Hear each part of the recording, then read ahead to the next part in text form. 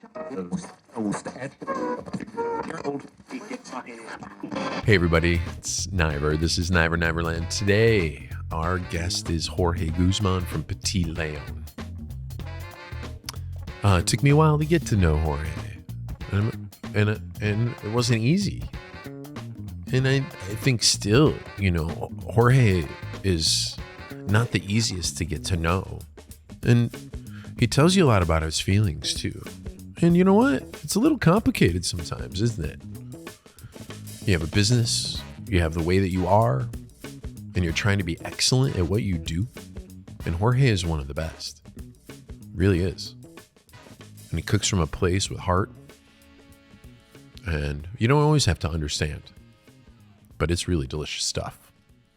So today you get to know Jorge Guzmán on Niver Niverland, brought to you by Gleam Tower Media and myself, Tim Niver. Thanks for listening. Appreciate you.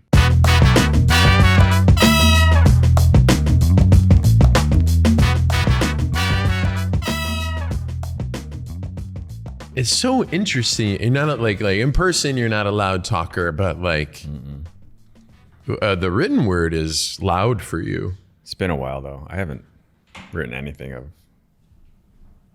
note or vulnerability in a long time. I think I'm tired of my own story, so I stopped. It's like, what's the fucking point? I don't know. It's like mine's not so different than everybody else's. It's just I just have a platform. It's like, okay, grew up for a divorced family, and I suppose like my upbringing, there's a lot of people that grew up in dual countries, maybe not dual parents, and then obviously everyone goes through their own childhood trauma. Not everyone maybe, but well, I would say most people. What is it they say about trauma? A lot, but it's something in terms of like creative people who become creative based on the fact that they have maybe trauma, or they're more sensitive. And I feel like artists are more sensitive in general. Well, that pain is going to open up a different channel. Something. And then, there's levels of pain or grief or happiness or whatever. And I think you have to unlock them all. They are kind of like this. Yeah, it's a tough, it's just weird. I don't know how to explain this, but it feels like when you look at like the universe as a whole, we're just a microcosm. I don't know what's the word, Cosm. Thank you. Microcosm, a dot of a speck of something. And it's like, and then you bring in organized religion, which is just complete bullshit, in my opinion. I grew up Catholic, so I feel I have a good leg to stand on. And I understand like what happened in the Catholic Church and continues to happen and almost happened to me. And it's just utter bullshit because we're just, at the end of the day, regardless if you're black, brown, red, yellow, blue, we're all the same fucking thing inside. Yeah. So it's like, what does it matter? And it's like, you're all going to die. We're all going to go to the same place, probably, which is somewhere in the universe. And you either might have a decision to come back if you're lucky enough, or you stay where you are.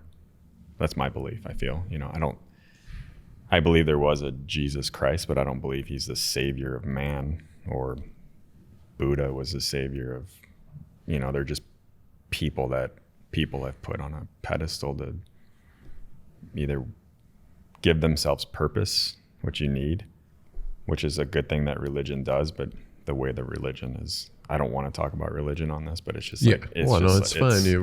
We're talking about how it all comes together, at the end of the day, it's like, then you look at like your individual story and you look at people as a whole, and really it's like, what the fuck's the point? Did you find like when you say had felt like you told your story enough and you're like, what's the point? Did something else come with that? Was there a piece or anything other kind of like level of like, I don't have to fucking talk about this bullshit. Though it was important, right? To get it off your chest. Where else were you going to do it? Like, are you, do people understand you or do they misunderstand? No, I don't think people know me at all. They don't know you. No, I don't. It took me forever to know you. in a lot of ways. And we're still starting. Yeah. But I got feelings for you because, right. But I had to work on them like with you. Yeah. That's the thing. People have a perception of who I am because of how vocal I am with certain things and wants and desires, which I think is normal for anybody. Might not be normal for people to vocalize their wants and desires because people have told you that's not okay. Well, in what fucking world? Who makes the rules? So people have their own baggage. And I read a book by, oh God, what's his name? I can't remember his name. Anyway, talked about people and purpose and whatnot. And one of the biggest things that I took away from the book was you have to be you in order to make yourself feel like you. Should not have any kind of repercussion on how I feel. Like if you have to be arrogant to make yourself feel whole, I should be able to understand that about you and be okay with it. Or if you have to be timid or outgoing or whatever it is that makes you you, if it affects me because it's you, that's my problem. It's not your problem, right? You are who you are because of who you are and your circumstances growing up and all your influences and who raised you and the world and your circumstances and whatever. So you've had to adjust and either protect yourself or do whatever it is that makes you feel you. Same with me, So I know about myself is that I don't know if I could come across as arrogant probably to people, but for me it's confidence, and I don't know where the fuck I got confidence from because my mom sure as hell didn't have it. My dad wasn't in the picture. But I feel it's like a fight or flight response. Like I'm always in fight. And for me, it's like, I don't have an option. I have to win because I'm not just what else are you going to do? So with that, it's like, you have to have the ability to know that there's no other choice. So if you're going to win, you're going to win, and winning is a loose term, whether it's making enough money for your family or getting a restaurant open or accomplishing a goal. Those are all wins, right? With that, the ability to accomplish what you set out to does give you confidence. And I've always been able to, I was always really good at sports. If I wanted to, I was good at school, but I fucking hated school and I hate the education system. So I always had this confidence. I think sports helped a lot because I was, I played college football. I was good, but I just think as you grow older, well, back to the purpose and the people. So if people take me at face value and they meet me for the first time, they might get rubbed the wrong way because of how they are, the way that they interpret information or they interpret people, instead of looking at that person and understanding, oh, this individual has gone through something that I might not understand and I need to give them grace. People don't give each other grace at all. Even Matt, like, I think if you're an empath, you feel that more. Like you can look at somebody and understand them and maybe put space between yourself and them and allow yourself to hear them and maybe feel them. And as an empath, you can feel people right away. It's almost like I can walk into my kitchen and I'll know who I got to spend time with, who I got to talk to, who I got to rub the right way, just to make them feel like, okay, my day's going to be better, and that takes a lot of fucking energy. And to have to do that with a lot of people, it's like, that's, I think why I don't have a lot of friends is like, I don't think I have the energy for people in general to like, people bring so much fucking baggage all the time to everything. Not everybody, but the majority of people. And there's a lot of great people out there too, don't get me wrong. But I think it's what keeps me at an arm's length from people and what keeps people at an arm's length from me. I've tried to understand, like I want friends, like I miss being close with certain people. I don't have that here at all. And it's definitely something that's missing in my life. And to think about it, now I have a kid and a family. It's like, I don't have any fucking time right now. It's like, if I had friends, I probably wouldn't have time for them because I'm falling asleep at 8:30 with my kid because I'm so tired, or running a restaurant and traveling to Ohio, like doing all this stuff that you're busy doing. So it just life becomes interesting and people become interesting in situations. And back to the bringing it full circle as like a universal feeling. It's like, what does it fucking matter at the end when you have this limited time here? What are you going to do? How do you capitalize on it in terms of not monetarily, not successful, but how do you capitalize on the spiritual part of being a human being, or what's your purpose? And it's like, those are big questions and things to think about on a day-to-day basis. You think about them. I mean, not all the time, but it pops into my head. Like, yeah. I've said it before, like you have a full cake every day. You wake up and you give a piece to this person and a piece to this person and a piece to this person. At the end of the day, how much cake do you have left for you? But then you also have like that actual capacity of, within everything that I'm doing, and then a period of life when you have a child and a new home and a relatively new business, there isn't a lot of time for that. Mm-hmm. I'm now in a part of my life where I'm actually seeking out connections with people because I never really had enough cake left. Yeah. And now I'm leaving, there's a little more cake left, and I've had enough cake. And so I'm actually looking to share some more. Mm-hmm. Well, that's part of this. Yeah. It's really, it's really opened me up and actually given me moments where I talk to people eye to eye. Yeah. And I don't really get that very much, either. And I wouldn't say I don't have a lot of friends, but I work with them. Yeah. Yeah. I work with them. Yeah. I can understand that.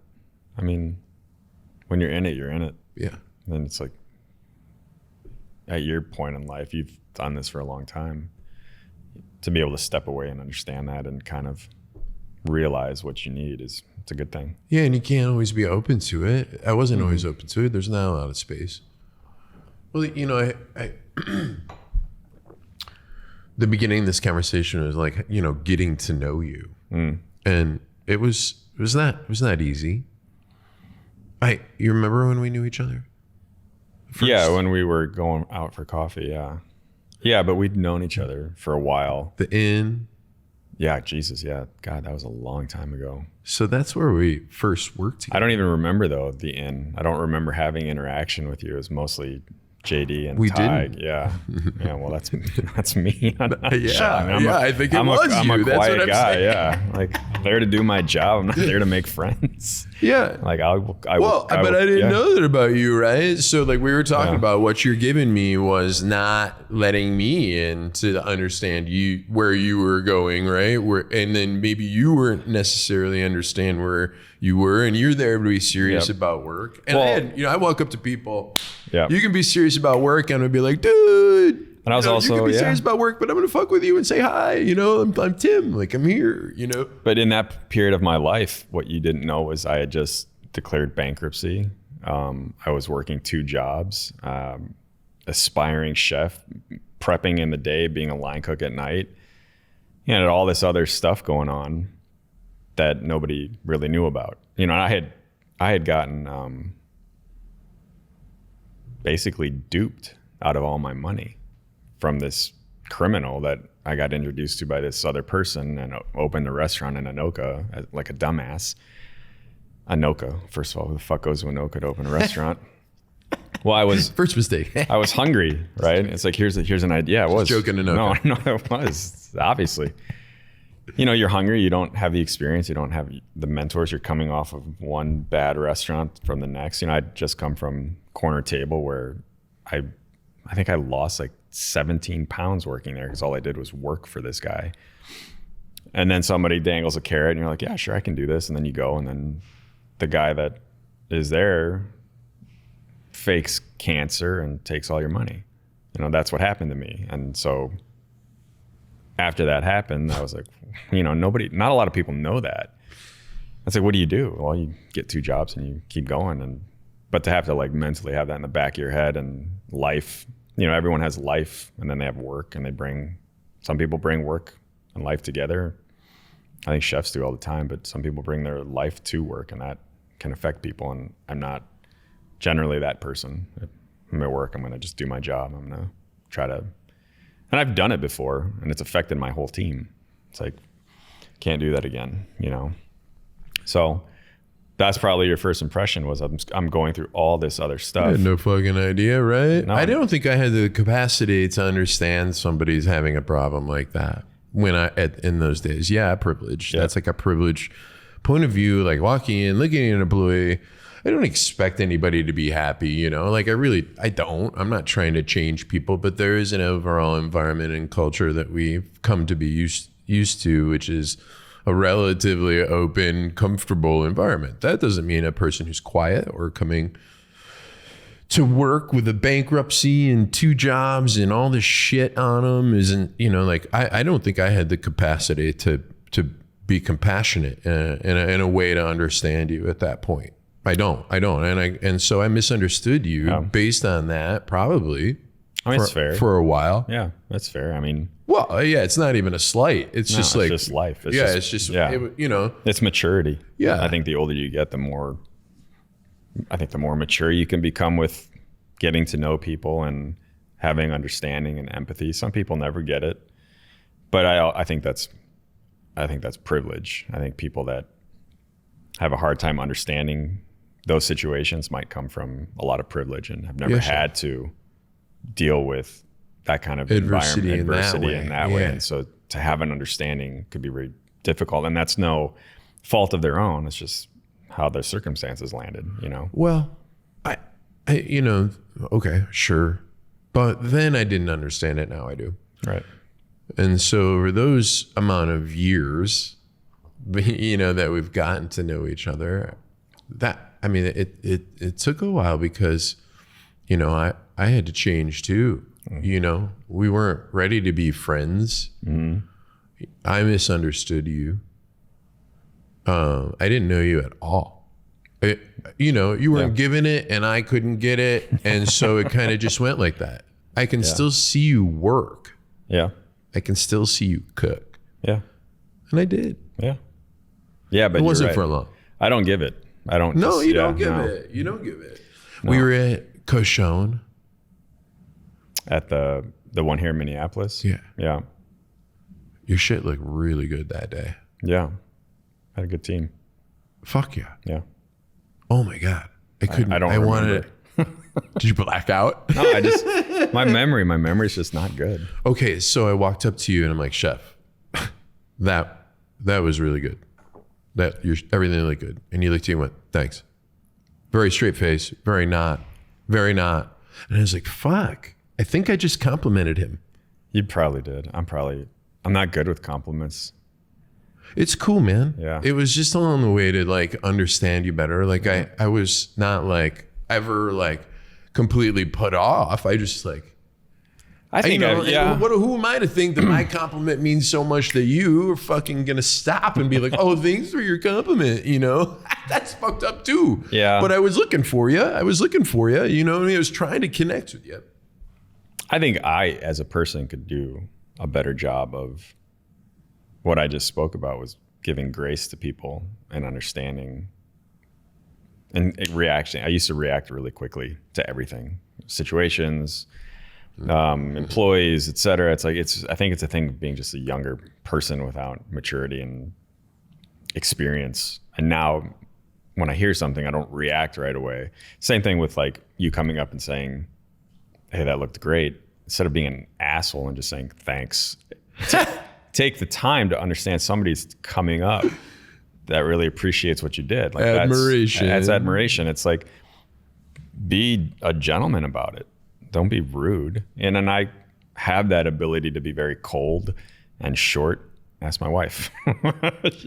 You know, it's a product of how I grew up, I guess. You know, It's just, that is a big part of my personality. I'm just very direct. Yeah.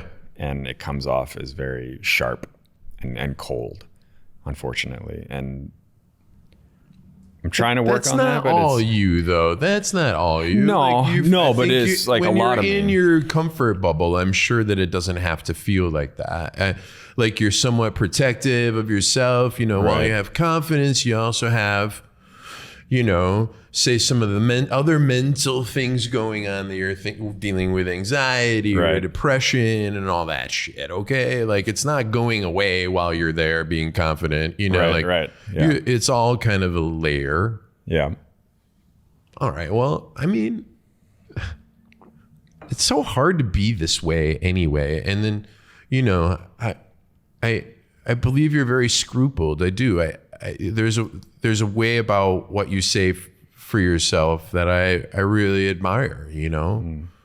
I think it's different from how people, like you say, express themselves. And that, you know, there is something maybe a little bit more in this part of the world that doesn't want folks to actually express an opinion. And then now in these times when you do, it just comes under fire. Instead of somebody considering a position, it just comes under fire. So these are kind of like sensitive, weird times, even for people who aren't sensitive. The other people, if aren't sensitive, you're angry or you're not, you know, there's something else you're dealing with. But these are hard times to relate with folks anyway. I think so. And, you know, I have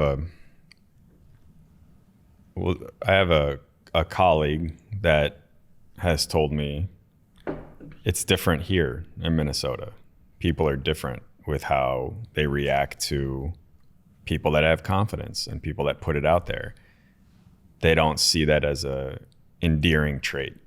They almost kind of take offense, or how dare he or she say what they want, or they look at it as a slight versus like, why wouldn't you want someone to be successful, or why wouldn't you want someone to garner praise or accolades? Like, don't you want, or to fight for it, or fight for it? Yeah, it's like, I want St. Dinette to be busy as hell. I want you to make tons of money here. Like, that's a genuine feeling. Like, I want that for every restaurant, because I know how hard, or anybody. Like, why would you want someone not to have success? I don't understand that. Yeah. And that happens in this community a lot. And I think everywhere, honestly, but he in particular says here, and because he's from here, he grew up here. I didn't, I'm not from here. He says it happens here a lot. You know, people aren't accepting to people that are like that, which I find absolutely ludicrous. It's like that, those are those people's insecurities. Yeah, sure. Maybe they want something, but don't have the balls to say, I want this. Like, well, why not? You know, it's how you grew up or whatever. But for me, I do have, you know, I want people to like me, but at the end of the day, it's like, well, if you don't really know me, sorry. Like, I don't know. I want people to come in the Petite León, you know, but I'm not going to put on a dog and pony show to get people in the door, because it's not who I am. What I do know is we have really great service and really great food, aside from my personality, aside from my business partners' personalities. Like, if you can just put that aside and come in for what you're there for, you're not there to watch me cook or watch me talk or listen to my political views or my religious views. Like, that's not what going out to eat's about. It's about going to a place that you feel comfortable eating and having a good time, and food and drink become secondary. Hopefully they're good enough that you don't have to say, oh, this really sucked. But it's more about spending time with who you're with in a place that you feel comfortable. And as an owner, I'm not going to throw my political views at you. You know, I had a woman hit me up via Instagram because I think I posted something about, it was either something about the LGBTQ community, which I'm very vocal about supporting, you know, transgenders. And she mentioned something about like, well, I don't go to Petite to listen to your views. I'm like, well, I'm not at your table telling you what my views are. Like, this is my platform. This is what I do. But when I'm at Petite, I'm not sitting there hammering out my points to anybody, because it's a restaurant. It's, you know, but on my Instagram, I can do that. And she understood, and I understood what kind of person she was, because anyone that comments on that, in my opinion, isn't comfortable with with the situation at hand. You draw the line in things that you believe in. Yeah, you have to. I mean, yeah, and not everybody has to like that. That directness. No. I have tried to, I'm the front of the house guy and I like work with words, and the directness is vital now. Like to be able to say things in the moment. Like I might have waited, and now what I'm realizing with everybody is they need a little bit more constant directive. I think people feel a little more distracted, and like maybe that directness helps me in the moment, but you always have to find the right words to be direct. Chef, may I? Okay.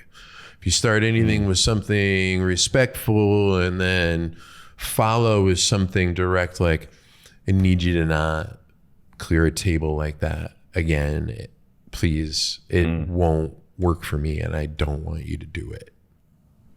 There's an art to that. Are we clear? Yeah. Okay, cool. All right, man. Thanks. Yep. So that directness is important, but how after I get the attention of the person, that 15 seconds directness really lends to what else is gonna happen the entire night. Yeah. Instead of, and so that's kind of where if I see something, I say something. Yeah. And there is a real art to being direct and having it work for you. Yeah, I'm still working on the art part of it. Yeah, but like who doesn't want to have their opinion heard, or not even opinion, we've been asked to draw a line in the sand as business people about beliefs because we have them, and then they're imposed upon the business, which is not accurate. The business is there to provide a service, and you try to I really want everybody to still come. I believe restaurants are the place as that is our communal, where everybody is supposed to be able to roll in.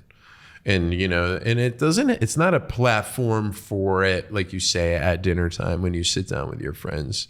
You could say, Jorge has got some wild beliefs. That guy's a badass. I don't agree with him at all, but he's a badass. Wait till you taste this, right? One of the things, though, that I think I see, especially at Petite León, I feel like it's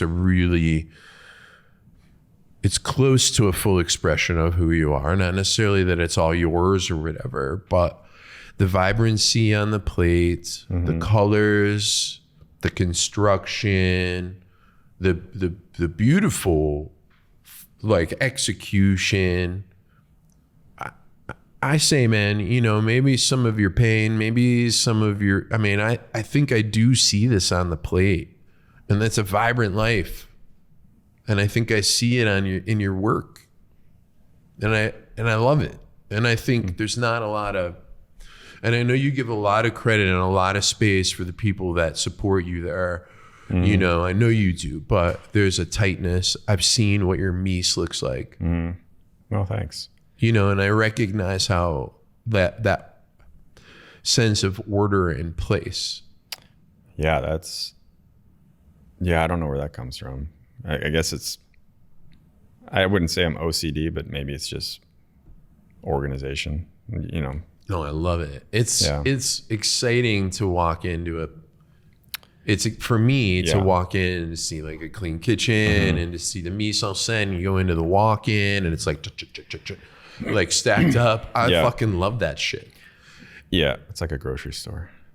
Yeah, but on the plate though, I really, big flavors, lots of colors, right? like you said, I would say the menu's maybe 50% mine, 50% the team's, with obviously my sign off. I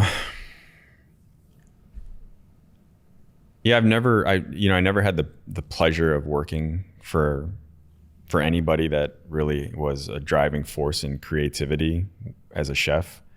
I never had that.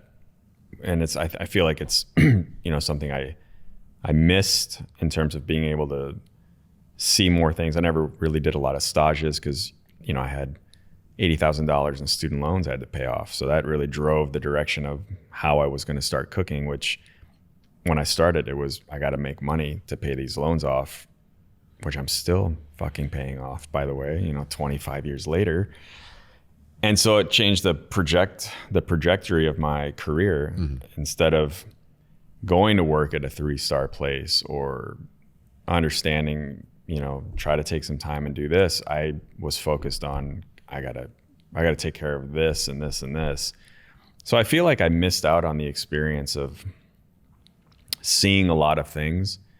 And so through my staff, you know, I'm able to kind of see some stuff that they've learned and worked in different places. But in terms of like my cooking style and where that came from, I don't know. Well, this is what I'm saying. It's completely you on the plate. Like this is like without some sort of formal training or like real mentor. What we're seeing is the ultimate result of your travel, of the way you, the ultimate, like through all the shit that you went through.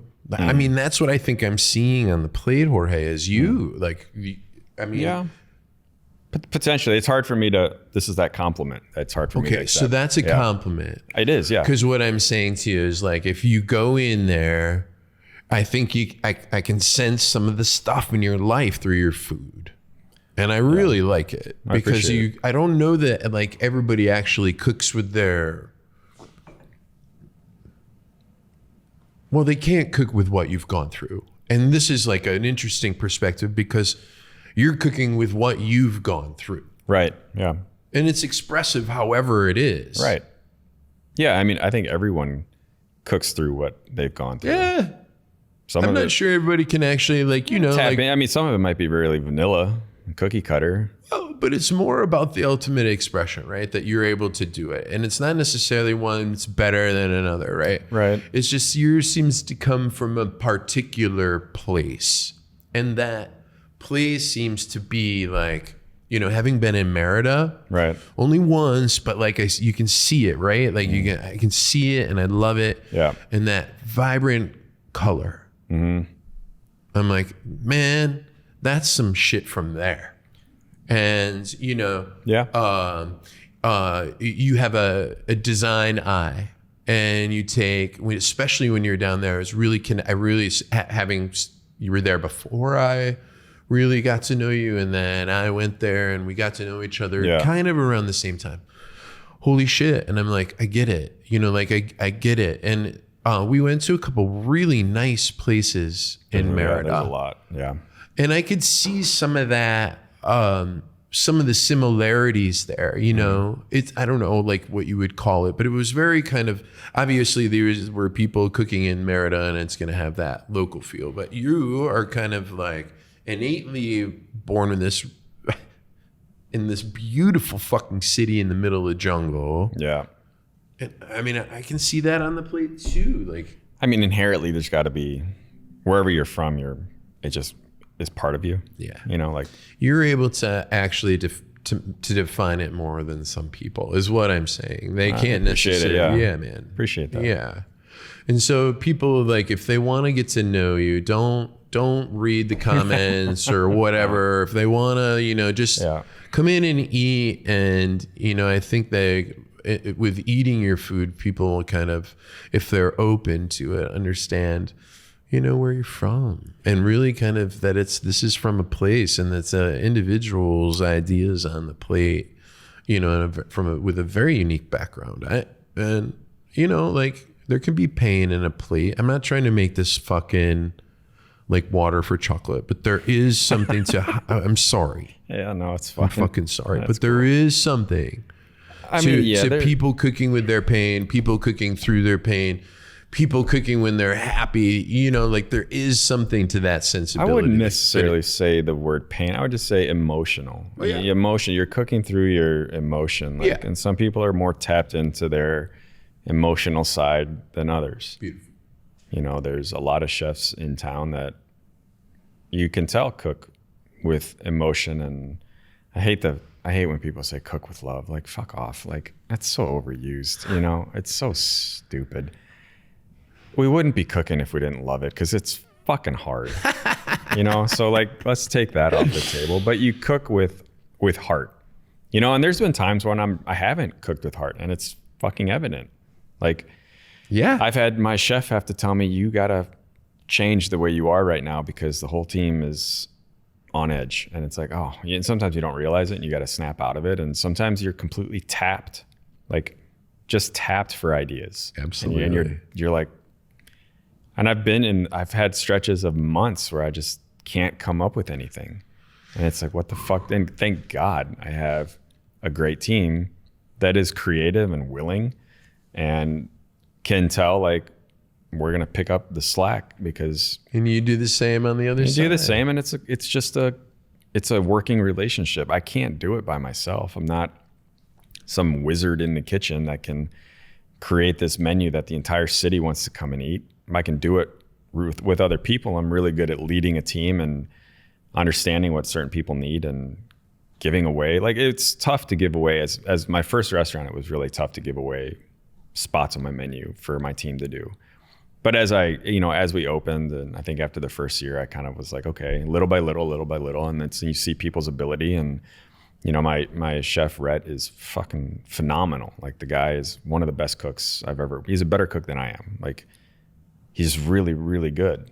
But he's there to learn other things, and he helps me learn other things. And so we're a great team in that way. And, you know, I've got other cooks that are really good at certain things, and they want to try stuff, and it's like, try it, let's see it. And it's really good. It's like, put it on the fucking menu. I don't care. Like, if it's good, let's put it on. Yeah.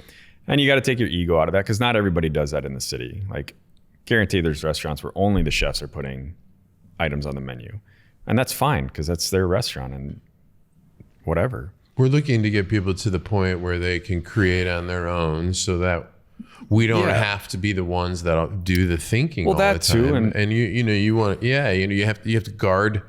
You still have to guard it, everything that comes out with people still got to have a good experience. And that's why we all taste it. There's a lot of tongues on that shit. And I'm just saying, it's because you got to know what you're serving and how it fits, and that it does fit. And I just remember being a young cook and having ideas and ambitions to cook and do food. And, you know, I worked in a place where that wasn't going to happen. And I can remember being very disgruntled and unhappy, and eventually just left. And I look at my experience, and then I look at my cooks, and we're a small restaurant where we can change on the fly and do things. And if these guys have ideas and want to be creative, what better place to do it? Like, give them an outlet to be creative, so they can learn and they stick around longer, and they're part of the team, and they feel like they're contributing. Absolutely, because they are. Exactly. And they're also contributing to your brain space. They're also contributing to your time space. They're also contributing to, you know, how you build trust with folks and find ways to be able to go to Ohio and Sueño and also have that be, you know, executed, and you're good. And so, like, the food and the photos from that place are just amazing. Yeah, that's a great team there too. You know, I'm very lucky to have two really good teams and two really good chefs leading. Some those of teams. it's luck, yeah, it is. I mean, Ohio is Ohio. It's a smaller market in terms of talent, but we've really lucked out. Yeah. You know, like, trying to find the drive that we have, or people that have the drive that we've had through the years to do what we do. Mm-hmm. We've seen that diminish greatly. And we have, there's, like, you know, I haven't watched all of The Bear, and I have this really kind of like weird feeling about it. And everybody's telling me, oh, you're going to love it. And I'm like, And then Rick Bayless is like, oh, this show put us back 20 years. You know, no mom is going to support their kid in the restaurant industry after watching this show. And, you know, like, you know, it's just weird, because there's all this conversation around our industry, and yet, you know, in it, we're not necessarily kind of having the same experience as The Bear, huh? It's fucking TV, right? It's an exaggerated experience of one person's experience. Yeah. Like, and it's a good show, but the it's reality, entertaining. Yeah. The reality is it's not that. It's not that. And you have like actual, like real personalities and real people to deal with, and money doesn't come out of tomato cans like that. And, you know, like, No. I honestly, the cities aren't making it easier on us either. You know, we all are, the market had shifted and everybody was making over $15 an hour before COVID. And I'm all for, I think the federal minimum wage is a fucking joke, but also, you know, I'm looking forward to a great living wage for folks. But, you know, the weight has been put on the businesses to, you know, make that happen. And we're still in recovery mode down here in St. Paul. Lowertown's a destination, and you know, it wasn't. It was where people were, and now they aren't. Yep. You know, and like there's just so many layers now too of, you know, trying to kind of figure out where this fucking industry actually lines up. And, you know, you still have to like go into the restaurant every day and kind of make sure that little microcosm, that little place within the big picture is working, got fucking direction, you know. And you can't predict any of this out here, but you got to go in and put your shit on a plate, you know, and you have to express it how it is for you now. I think Dinette's as good as it's ever been. We don't see as many people here, right? We just don't, you know, but that's okay. Like, we're doing fine, but it's not like it was, you know, and people are just more distracted, and they're just not here. They're just not here. This whole kind of industry, I'm sorry to rant for a minute, but this whole kind of industry, like, it just feels like there's a little bit more pressure on us. Even before the pandemic, and we got help, but there was a lot of change going on, and it was really hard to be successful and find margin. And then now, wow, you see people on Twitter, like, you know, like talking about it doesn't make sense to go out as much anymore, like financially for people, because we've had to raise our prices so much, you know, so less of them are going out. And sure, like, while people spend more while they're there, there's less of them. Yeah, right? It's a balance. It's a balance. It's a tricky balance. You know, we got the Family Care Acts come in, and like, I just don't know how businesses like mine are going to, you know, like, we can be passionate all we want. I don't know what has happened for small businesses ongoing that helps us support all of these other financial changes. They raise the minimum wage, and I say I have to raise my prices. I just don't know how far we can go. I don't think we can go much farther, honestly. I mean, you know, we do the service charge, and we get pushback, you know, and it's, you know, I don't want to go too far into this, because there's a lot of points to be made, and it's a very long conversation. We have to, in order to stay open, because you can't take it away and pay your kitchen a livable wage while front of house takes tips, and as an owner, you can't tell them what to do with it, and they might tip the kitchen out, they might not, depending on the person or the culture of the restaurant, you know. And then you're kind of stuck with, well, do we raise our prices? And all of a sudden people are spending $23 for a cheeseburger. I have a hard time. I wouldn't buy a $23 cheeseburger. I'd be like, you're out of your fucking mind. It's tough. It's really, really hard right now. And you're right. I think right now it's like, we really can't swing the pendulum any other way. It's got to just stay where it is. Like, if we have to keep increasing, these restaurants will close. And then you're going to be stuck with fast casual or fast food or very high end, where only certain people can even eat at. And then the whole dining scene just disappears. And then what? Yeah, you know, what I do, you know, I have to say I'm happy as I've ever been in a lot of ways. And it doesn't mean that it's all going okay. I really like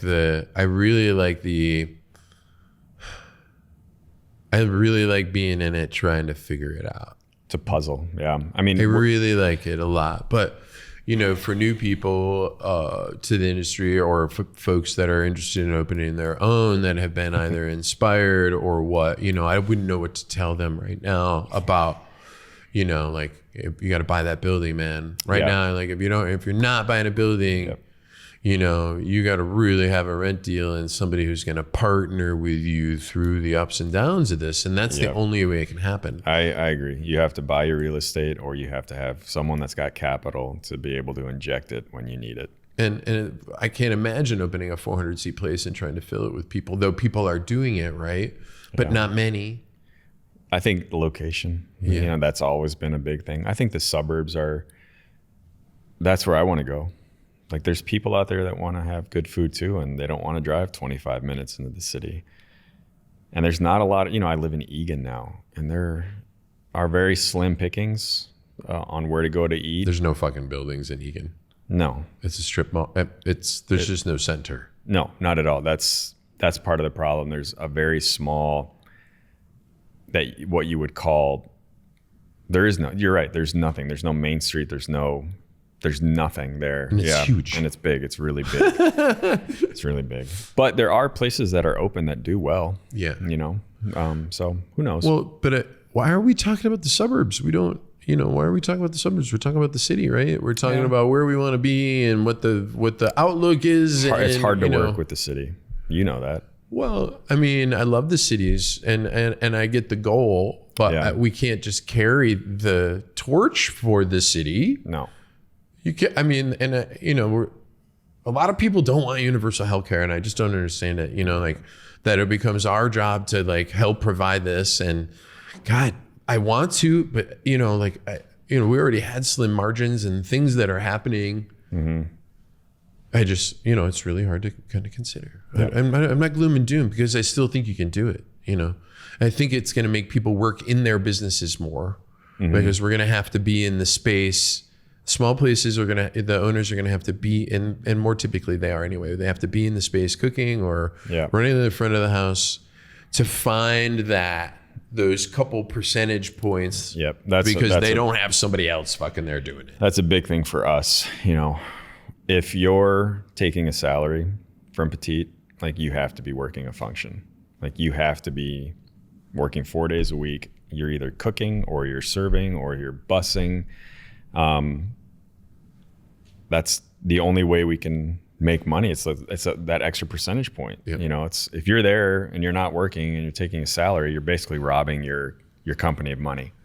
And it's you got to get in and work. Yeah. And if you don't want to work, then sell your shares and I'll take them and I'll keep working. Yeah. That's just how it is. And if you can't understand that, or if you don't have the desire to, then don't go in the industry. Don't do it.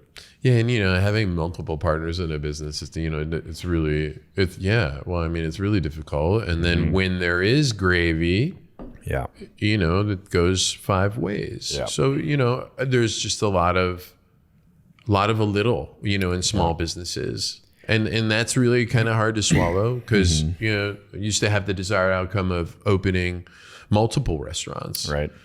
10 years ago. Yeah. And now, no, but it's not that I don't, man, it's still in me. Like, I still get fired up about a couple ideas. You and I talked about a couple things that fired me up, but wow, to, like, start something right now, hard to consider. It's hard. I've got a lot of offers, and I just look at it, I'm like, do I really want to put that kind of work in for nothing? Like, what am I going to get? 50 grand a year? Is that worth me putting in that amount of time and effort and time away from my other businesses and my family? And it's like, no. For what? Like, for somebody else. Yeah, this is one of the only things I have in my life that's kind of professional, that doesn't bring me money. Yeah. This is a volunteer thing for me, and it helps my restaurants stay visible. But you just can't be in it all the time. However, you still have to be representing all the time. Mm-hmm. Yeah. Yeah. You're a face. When you walk down the street, people know who you are. Me? Yeah. Sometimes. It's like you're always on as an owner. You're always on. Yeah. My wife's like, what's your schedule this week? I'm like, I have no fucking idea. We're there. I just don't know. It's like when they need me, when they don't, if I'm at home, I have to be accessible. And it's frustrating for her, and I totally understand it because she wants some normalcy too. But as a business owner, it's really tough to get that kind of. I'm lucky right now, and I'm knocking on wood. I don't know if this is wood. Well, it's close enough. I don't have to work nights right now, which is the first time in 25 years that I haven't had to line cook or expedite. And it's really great because I've got a kid at home that I can spend time with. So I'm very fortunate right now because of Petite and the way that it's structured and the way that my business partner and I work together. It's a good thing. Yeah. Hopefully it lasts. But yeah.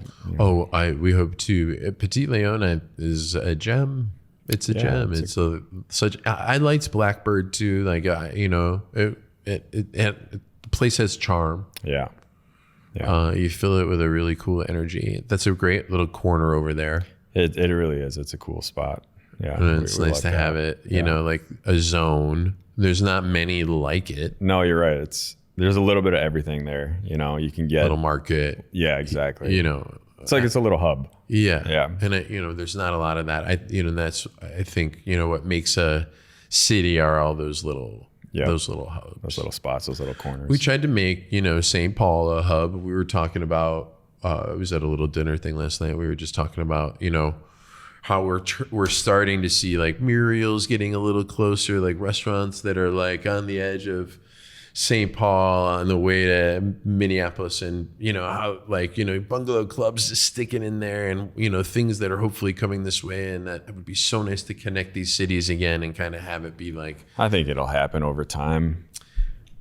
Well, I mean, just think about real estate. That's just everything gets populated and then just either moves together and starts moving apart. Not much room. Down here for any more buildings, my lord. No. So Merida, I want to go back. I'd like to go back, and see it through. As I was there in COVID in November, and it was really fucking hot, and we wore our masks outside, and everybody did. Miserable. And everybody did. Yeah. One of my favorite experiences there was walking through the market. Yeah.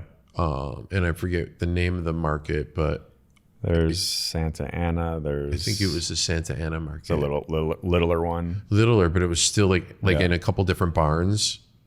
Yeah, they had like two main barns. That's littler. Yeah, the big one is, God, what the hell's the name? It's slipping my mind. The big one is enormous, like huge. Maybe I was in the big one and I was just, remembering Santa Ana. Like, okay. I'll tell you what. So you're walking through there and the chickens are out in the open air. It's 90 fucking degrees, right? Yep. There's flies everywhere. Yep. Piles of chickens. Hack, Mm-hmm. hack, home, right? I've never seen so many different fruits and the plentiful nature of them and the vibrancy and the way people are stacking. I mean, I've never seen anything. Yeah. And it was busy as fuck. And the way people are carrying everything and unloading and loading. Yep. Yeah, it's a different way of life. I mean, it's everywhere, but I think maybe California might have a few markets like that. Definitely not the East Coast. I don't even want to talk about Florida. Just never been. I don't care. They're their own planet. Maybe Texas, some warmer states might have markets like that, but everything's regulated by the FDA, and you can't just have chickens out. They got to be at this temperature for this time, and it's like then you go to Mexico or you go to Asia or any other country that's how life has been and continues to be, and people shop that way. It just feels better, It does. It's like, and the activity, I just the vibrancy, and there wasn't. It's not like you see a lot, and that wasn't like the Minneapolis Farmers Market or the St. Paul Farmers Market where you see the people come in with all their, gear and their trailers and their carts and whatever it is, all dressed up at the farmer's market. You know, no, you're literally shopping to get your groceries. Yeah, it's a day-to-day thing. Yeah, it's not an outing. No, it's like we're going to the grocery store. This is market. Yes. Yeah, and I'm guilty of that. You know, we bring the wagon, we bring Everest. I'm not busting his balls so much as it's just like it's an everyday thing. This is how they live. This is where they buy their stuff for the weekend. That's why it was busy. You know, they kid on their back and 4 bags in their hands, and it just kind of, you know, some things kind of connect you like to a place, and that market connected me to Merida as much as anything, because that's where I felt like I saw the most colors and that most kind of like deep sense of, you know, who the people were there. And there's so much history in that city, in that region too, that you haven't even tapped into, especially having to deal with the Mayans and the Spanish, like how brutal it was for the Mayans. I mean, and I'd learned a little bit more when I took my trip in March, and we had with Modern Adventures, and we had a guide that was, you know, he was a graduate of a college in Mexico City, but with anthropology and archaeology. So he was really studied this stuff, and he shone a light on a lot of like what happened during that time. And it was just not, it's hard to hear those things. You know, it's even like what happened during slavery. It's the same thing, you know, it's so difficult to hear the actual truth of what happened and what was done to people by these people.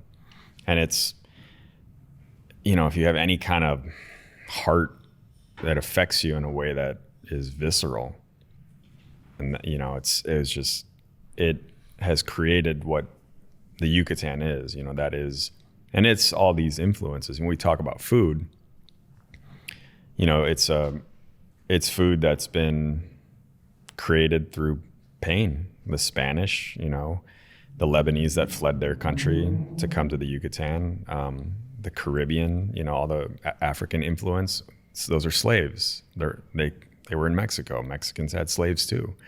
And then you have all these different races of people being born because of either rape or intermingling of different cultures. And they all had different names, you know, black and white, black and Spanish, black and Caribbean. It was, you know, I'm learning all these things, and all of this is reflected in both the culture, the architecture, the food, the way of life. And it's an old city, you know, but when you see the food that it created, that's out of pain and suffering comes this unbelievable, beautiful cuisine that is not like anything else in Mexico. You know, I think, you know, places like Oaxaca, Puebla, Michoacan, Mexico City, the Yucatan,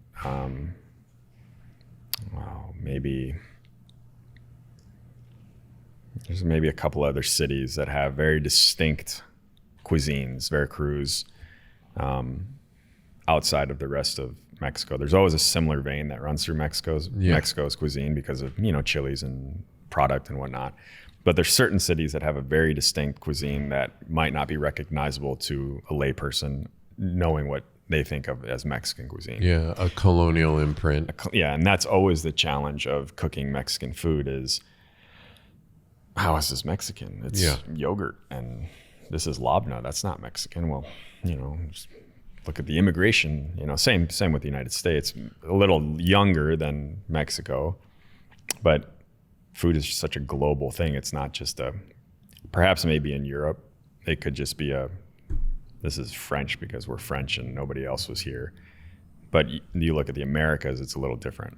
You know? Venice was, one of those places in Italy that ended up being part of the trade scenarios and the result of all of kind of the way that things went in trade. Unfortunately, a lot of it was nasty, but that's a city that's influenced dramatically, and is a lot different than other cities in Italy, because that's just where the spices went. That's, that's where so that city has a little different complexion, But outside of all that, Merida's it's the best. One of the best. It was really beautiful. It was so affordable too, man. We literally rented a palace in the middle of the city, and you walk up and it looked modest, right? Yeah. Then you get in, right? Then you get in, and this thing just opened up, and it had, like a welcoming area, and it had these 2 sets of French doors that opened up into this lightly grassed area with the entrances, outdoor entrances to the rooms, and then this big ass kitchen, and the doors go open, and there's a pool in the back, and like a yard and a little fountain. And it was like, wow, you never really know what's lurking behind those doors. And that's one of my favorite things there, because it's kind of a surprise. Like on the outside, everything seems kind of hard and worn and old. And then you go into a place and it's redone, and it's just like, it's pretty gorgeous. It's a great city. Yeah, it really is. Well, it's nice that you represent it so well here too. And I think try it falls into that category of making you uniquely who you are. I try. The food to cook the food from the Yucatan is very laborious and time consuming. And I really, to be honest, don't do much of it here because of how intense it is. And also, I don't think that I could open a Yucatecan restaurant and have it be supported like I would need it to be supported here, because I wouldn't put a burger on the menu, and without that, oh fuck, we can't go there. Well, I don't know. I don't want you to think that. I want you to think that it would be supported, because it would be. I think it would, but I don't know if it would be to the point that you would need it to be successful. Because the volume, of people, that style of thing, and the meat you have to have. Just the intensity of the cooking, and it's so different than what the perception of Mexican food is. Sure. Like the carbone, for example, like that chicken's doesn't just hit the grill. It doesn't. No, I mean, I always like the biggest example I use is there's a dish called papazules, which is like phenomenal, but it's essentially it's a type of enchilada, but it's hard-boiled eggs that are wrapped in a tortilla with a pumpkin seed sauce and a tomato sauce. And it's like, how do you describe that on a menu to get somebody to want to eat it? It's like, I would eat it all day long because I'm from there and I understand how good it is. You're going to eat it because you're an adventurous eater and you understand that I'm going to give this a shot. But there's a majority of people that go out that don't have that adventure in them or understanding. And that's okay. That's totally fine. But when you're trying to base a business off of food, you have to play to the favorites, To make sure that everybody's got a little something. There's a formula at Petite León, and there's a reason why it works, and it's because we stick to the formula. I find cooking that way. I enjoy it, but my heart is in Mexican cooking, which I know I can't do in Minnesota the way that I would like to. I don't know. Maybe I could. Maybe I couldn't. Maybe if I had a James Beard Award. Or maybe if I had, this and that, maybe. I know what you mean. Like, you never know. Like things don't always, one doesn't always arrive before the other. And, you're James Beard worthy, dude. Like that is absolutely for sure. I know you need to walk around knowing that. And I was going to ask you about James Beard, and, I don't think I need to ask you about James Beard. I just think, it's going to happen when it's supposed to happen for you. If it does. Yeah, but I think it will. And it's okay to want that. Fuck. Yeah. Like, I don't agree with everything that's gone on over there either. I submitted a couple of podcast episodes for their media awards. And I don't know, like we sent a bunch of episodes in. It wasn't necessarily like a cheap thing. No. That's not. But I didn't even get like a receipt letter. Like they didn't even say, hey, thanks for your submissions, and I'm just like, fuck, like, come on, man. Like I I want that for you. I want that for me. Like I'm still trying to be noticed and still trying to be different and distinctive and still trying to be relevant, you know, whether I have 5 restaurants or 1 or none, you know, just, I mean, it's always kind of a hustle, bro. It's always a hustle. Yeah. It's a hustle. And you know, the Beard Foundation is going through a lot. Obviously we've all seen that since 2018. It's in complete probably disarray. The fact that they're sending private investigators to investigate candidates it's just fucking food. Blows my mind. Like, yeah, don't be an asshole and don't be a predator and then submit yourself. You should probably know who you're awarding, but that was just kind of interesting to me. Like how sign of the times, man. Yeah, it's kind of it's a lot. It's you know, it was a good old boys club, and I feel it still remains somewhat like that. You know, it's very media driven, and people that get attention are the chefs that are in the media constantly. You know, all those things are great. Top Chef is a great thing for us, even if you're not in it. You know, the Food Network is a great thing because it keeps our industry interesting. It keeps people like wanting more. Like those are great things. Yeah, there's clicks, you know, it's just the way it is. It's like, if you get into one of them, your career can go through the roof because it's just the way things work. Yep. And if you don't, and you want to, it can be really difficult for that person.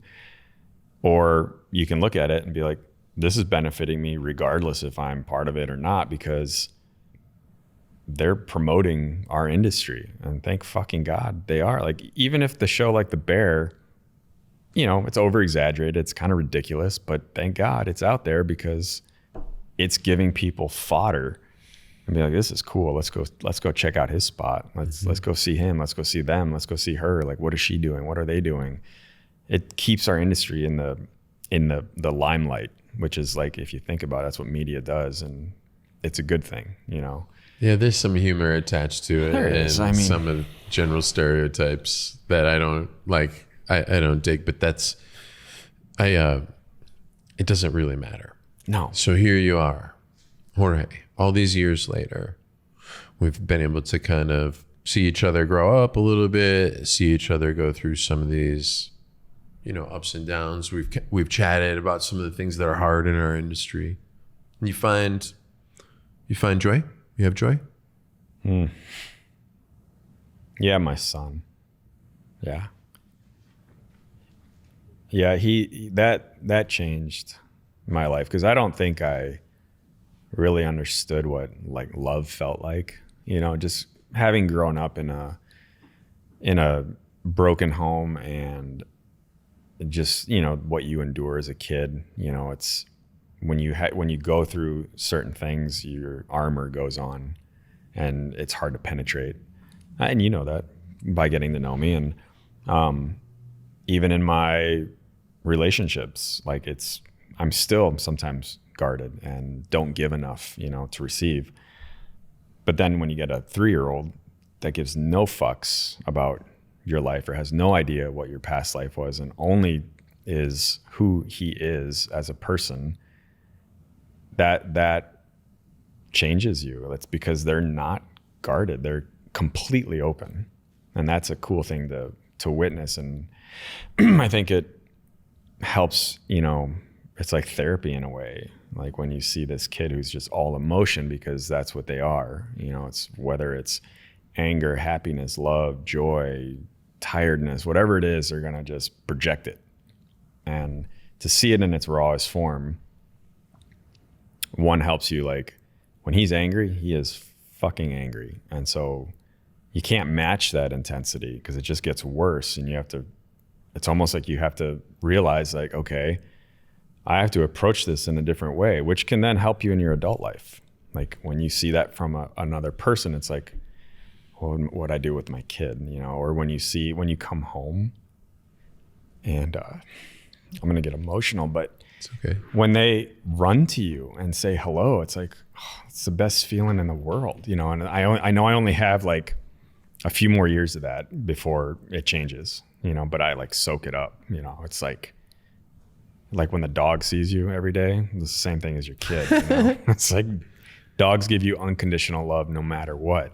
Your kid does the same thing at that age. It's just like you come home and he screams your name and, and he runs to you. Yeah. You know what it's like. Man. Those are unbelievable moments that it's therapy. Yeah. You know, without having to pay for And it. you're all there. You know, the three of you were there, and you know, you're a unit. And so that's really cool, man. Yeah. So that's my joy. How do you, I guess I want you to be able to take that joy with you like every day, you know, like what do you do like when you walk out and you say goodbye, you know, where's the joy then? And do you can you take some and like put it in your backpack with you and, you know, get it out once or twice during the day and find that joy, you know, as you're going on? Because I think that's really hard for folks anymore. Like to enjoy, you can work hard and be joyful. You can, you know, be stressed out and still like, you know, you have to press as hard on the good feelings as you do on as hard as the bad feelings press on you. You have to press back harder.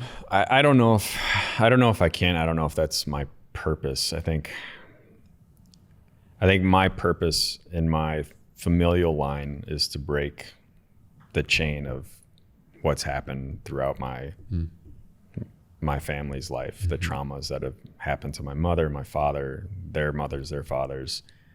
And it has to end somewhere. Otherwise it just keeps going through generations. And I think I look at myself as the person in my familial line that has to change that for my son. So that means I work twice as hard to make sure he has what I didn't have, that he does not want, that he doesn't feel the insecurities that I had. I can look at the way my parents were with me and what happened with me and not do that with my son, and give him the emotional support and the love and that he needs.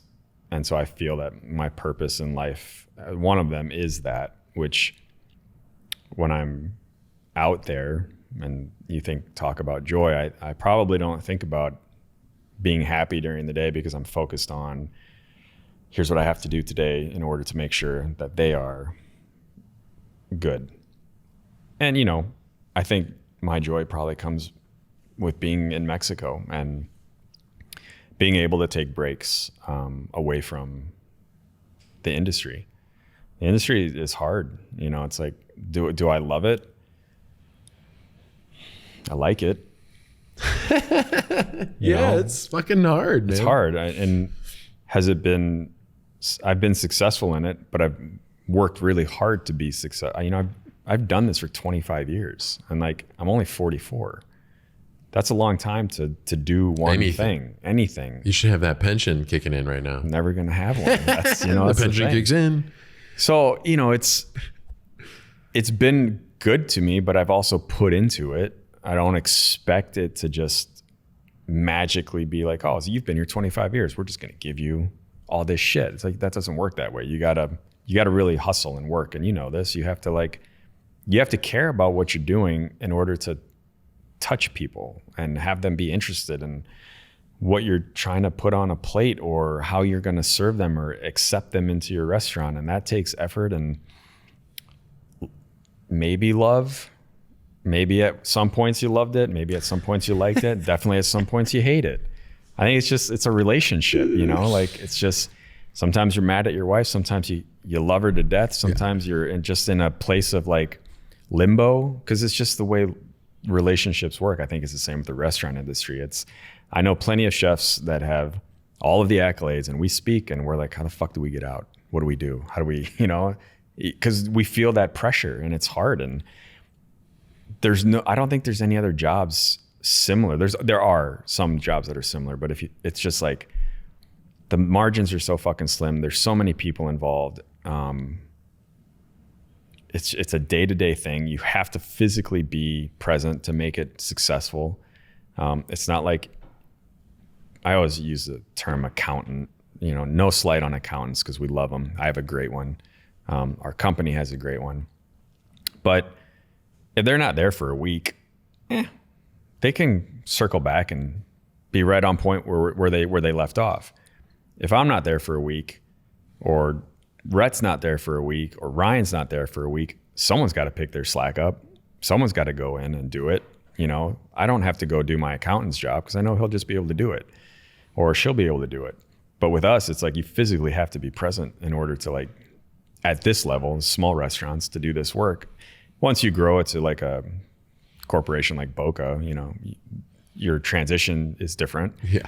You're still working. It's not real hybrid. No, it's not. It's not a work from home job. You know, though, I do a bunch of shit at home as much as I can, like after my morning coffee or whatever, to kind of get some off my plate and be at home a little bit longer before I leave. You know, I just try to grasp onto those hours as I have them. I'm getting them back. Jorge, listen, I didn't even like introduce the show. I didn't say that Jorge Guzmán is here. Yeah. I didn't say that. No. I didn't. But Jorge Guzmán is here. And I didn't say that I'm Niver. No. And I have to do that. Yep. Because I'm Niver. I'm fucking Niver, man. And that this is Niver Niverland. Mm-hmm. And I did it backwards. But I had to say that. What else? Anything? It's your show, man. You tell me. I mean, I just want to say that it's, I'm glad that I have gotten to know you, and that it happened how it happened. Mm-hmm. I think I had to misunderstand you to understand you. And as our friendship has grown, I know that there's a lot more left that I need to. It's a lot of layers.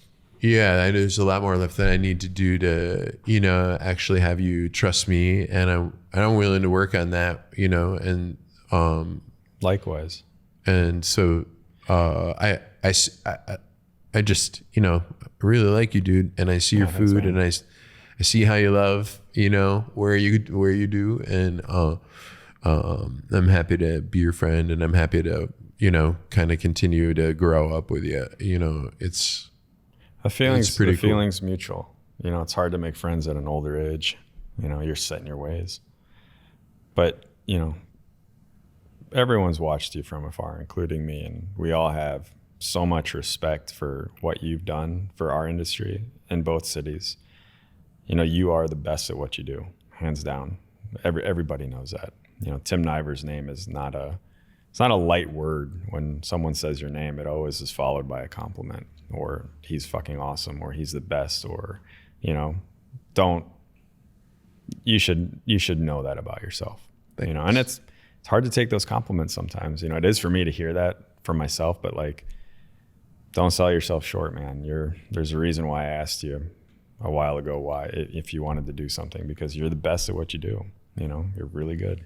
And we all appreciate it. Thanks, boss. Yeah, it means a ton to me. I'll tell you what, I really feel like I just need to keep earning that, you know, while I'm doing what I'm doing, I need to keep earning it every day. And thanks for helping me on my way there and taking the time to, you know, sit and be who you are with me and chat it up. It really means a lot to me. And yeah, man, anytime. Much love. And Petite León and more.